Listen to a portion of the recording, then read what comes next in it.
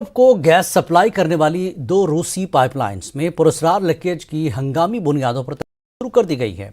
दोनों pipelines Sweden और Denmark के नजदीक बहरे बाल्टिक से गुजरती हैं।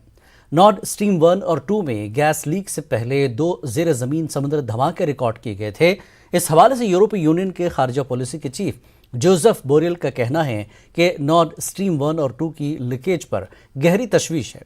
रूसी पाइपलाइंस में पुरस्कार लीकेज के मामले की तहकीकात का मुतालबा करते हैं। दूसरी जानब अमेरिका ने कहा है कि वो यूरोप को मुतबादिल गैस फराहम करने को तैयार हैं। वाज़ेह है कि यूक्रेन जंग के नतीजे में मगरबी पाबंदियों के जवाब में रूस ने मुबैना तौर पर यूरोप को गैस की सप्लाई बंद की हुई है। क्यूबा में तबाही मचाने के बाद तूफान इयान अमरीकी रियासत फ्लोरिडा की जानिब बढ़ने लगा है। तूफान के आज टकराने का इम्कान है। अमरीकी मीडिया के मुताबिक फ्लोरिडा में स्कूलों और हवाई अड्डों को बंद कर दिया गया। 20 लाख से ज्यादा शहरियों को नकल मकानी की हिदायत की गई है। अमरीकी मीडिया के मुताबिक 5000 नेशनल गार्ड्स को फाल करके इमरजेंसी नाफिज कर दी गई है।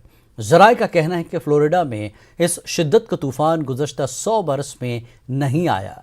दूसरी जानिब क्यूबा 200 किलोमीटर फी घंटा रफ्तार से चलने वाली आंधी ने सैकड़ों मकानों और इमारतों को नुकसान पहुंचाया है। तूफान के बाद दरख्त उखड़ गए हैं, जबकि 10 लाख से ज्यादा अफराद बिजली से महरूम हो गए हैं। मकामी इंतजामिया के मुताबिक तूफान से मुल्क भर में तामीरात को नुकसान पहुंचा, जबकि 2 अफराद के हलाक होने की भी तस्दीक हुई है।